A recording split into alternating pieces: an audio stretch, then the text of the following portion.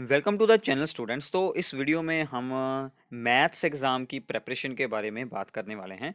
तो मैथ्स के एग्ज़ाम की प्रेपरेशन के लिए जो आपका डे वाइज यहाँ पर चैप्टर्स होंगे, जो आपको हर दिन चैप्टर्स अपने अपने सोल्व करने हैं, वो मैं सबसे पहले आपको बताऊंगा और फिर आपको जो इनमें से इम्पोर्टेंट टॉपिक्स हैं, किस तरह से आपको इन्होंने प्रिपेयर करना है, वो भी आपको पूरी जानकारी मिलने वाली है।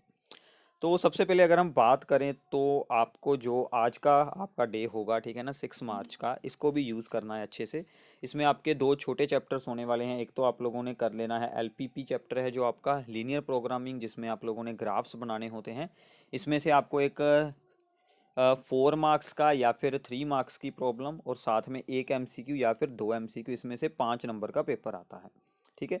साथ में आप लोगों ने सोल्व कर देना है एप्लीकेशन ऑफ इंटेग्रल। इसमें से भी 3 और 4 मार्क्स का एग्जाम में पेपर जरूर आता है। 4 मार्क्स का भी यहाँ से आ सकता है क्वेश्चन। सिंपल आपको एरिया जो है वो सोल्व करना होता है विद द इंटेग्रल। ये दोनों छोटे छोटे चैप्टर हैं। ठीक है, ये दोनों आप लोगों ने आज के दिन या फिर आप लोग इसके साथ कल सुबह का टाइम थोड़ा सा ऐड कर सकते हैं। मार्च 7 का जो डे होगा आपका, उसमें आप लोगों ने सबसे पहले करना है कंटिन्यूटी डिफरेंशियबिलिटी। ठीक है, ये चैप्टर भी ठीक ठाक है, कुछ ज़्यादा डिफिकल्ट है नहीं। अगर आप लोगों ने पहले अच्छी प्रैक्टिस की है फिर तो आपके लिए बिल्कुल ईजी है। अदरवाइज़ आपको थोड़ा सा इस पर एफर्ट ज़रूर करना होगा। फिर आप लोगों ने साथ में करना है application of derivatives. This is the most important one. इसमें से आप लोगों को केस स्टडीज़ बन सकती हैं, लॉन्ग क्वेश्चन बन सकते हैं। फिर आप लोगों ने साथ में एक आप लोगों ने कर लेना है छोटा चैप्टर इनवर्स ट्रिग्नोमेट्रिक फंक्शन। ठीक है। तो एक दिन में एटलीस्ट आपको यहाँ पर 3 चैप्टर्स तो ज़रूरी हैं, फिर ही आपका सिलेबस अच्छे से कंप्लीट हो पाएगा। मार्च 8 का जो डे होगा, उस दिन आप लोगों ने करने हैं vectors and the 3 dimensional geometry. अब देखिए 3 डायमेंशनल ज्योमेट्री भी हमें इस बार सिलेबस में हाफ चैप्टर की ही है बस, तो इसलिए ये भी आप लोगों का ईजी हो जाएगा। और साथ में आप लोगों ने कर लेना है वेक्टर्स, और इसके साथ आपने ज्वाइन करना है रिलेशन फंक्शंस को। ठीक है। अगले दिन आपका फिर आ जाएगा differential equation, probability and determinants. ये भी यहाँ पर इजी चैप्टर है। ठीक है। तो लास्ट का जो डे है, उसमें हमारे पास ओनली इंटेग्रल बचता है और साथ में बचती है मैट्रिसेस। ठीक है। तो अगर आपके इनमें से कुछ टाइम वहाँ पर और यूज़ हो जाए तो आप लोगों को आखिरी डे में थोड़ा सा टाइम एक्स्ट्रा है, इसमें आप लोगों ने फिर बाद में सैम्पल पेपर भी सोल्व करना है। ठीक है। तो ये आपका हो गया डे वाइज। तो इसके बाद अब हम चलते हैं कि केस स्टडीज़ जो हैं, ठीक है, 4 मार्क्स में आप लोगों को आने वाली हैं 3 केस स्टडीज़। तो चांसेस हैं वो आपको प्रोबेबिलिटी चैप्टर से या फिर एप्लीकेशन ऑफ डेरिवेटिव से तो आनी ही आनी है। इन दोनों से तो एक एक आएगी।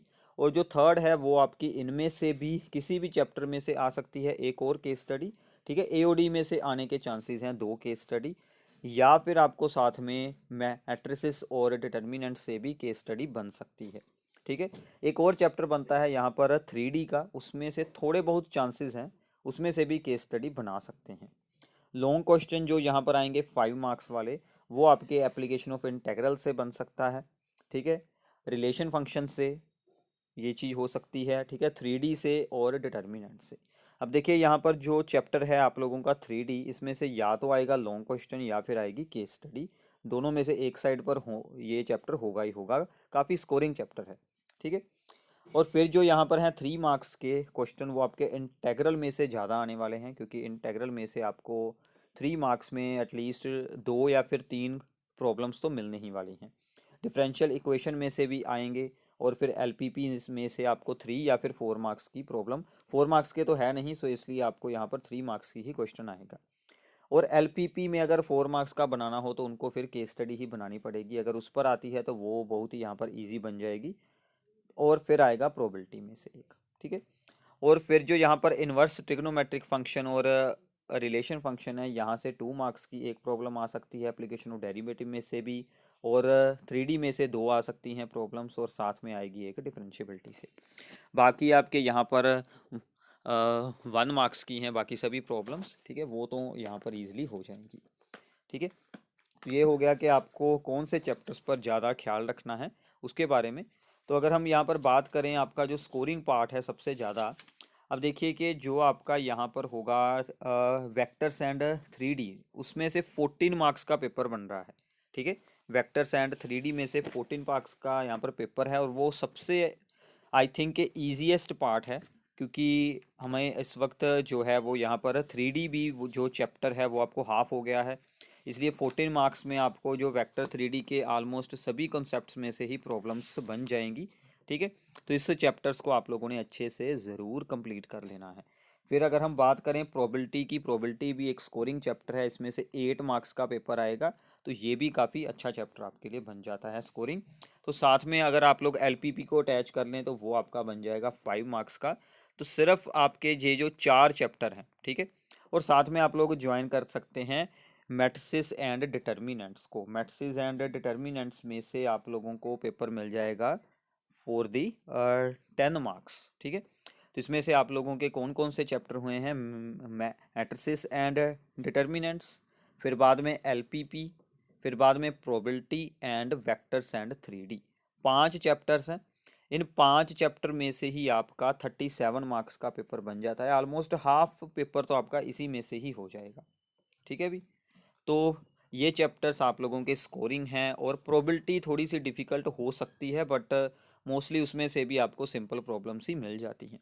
ठीक है, और अगर आप लोग प्रैक्टिस की बात करें अपनी प्रेपरेशन की, सबसे पहले आप लोगों ने एनसीईआरटी की एक्सरसाइजेस, उसकी सभी एग्जाम्पल्स, कोई एग्जाम्पल तो बिल्कुल नहीं छोड़नी। ठीक है, ये सब कुछ आपका चैप्टर वाइज कंप्लीट करना है। फिर बाद में आप लोगों ने प्रीवियस ईयर प्रॉब्लम्स की प्रैक्टिस करनी है। मैं आपको इसके साथ रिलेटेड वीडियोस बना दूंगा जिसमें कि आपकी चैप्टर्स की रिवीजन हो जाएंगी और साथ में प्रीवियस ईयर क्वेश्चंस हो जाएंगे। और जो सीबीएसई का ऑफिशियल सैम्पल पेपर है वो ज़रूर सोल्व करना भी, उसमें से एक दो प्रॉब्लम्स डायरेक्टली मिलने वाली हैं, ये आप लोगों ने ज़रूर याद रखना है। ठीक है, उसको बिल्कुल नहीं स्किप करना। और अगर प्रीवियस ईयर सभी चैप्टर्स की ना हो पाए तो ये जो 4-5 चैप्टर हैं इनकी ज़रूर कर लेना। एक तो इन्वर्स ट्रिग्नोमेट्रिक फंक्शन की, प्रोबेबिलिटी की, रिलेशन फंक्शन की, और 3D वेक्टर की। अगर सभी ना हो पाए, वैसे तो सभी की ही ज़रूरी होती हैं। ठीक है भी, तो ये एक छोटी सी आप लोगों के लिए वीडियो थी, तो इसके अकॉर्डिंग आप अपना पूरा अब प्रेपरेशन को शुरू करें, तो बाकी आपको सभी चैप्टर्स की वीडियोस भी साथ साथ में मिलती रहेंगी। Thank you.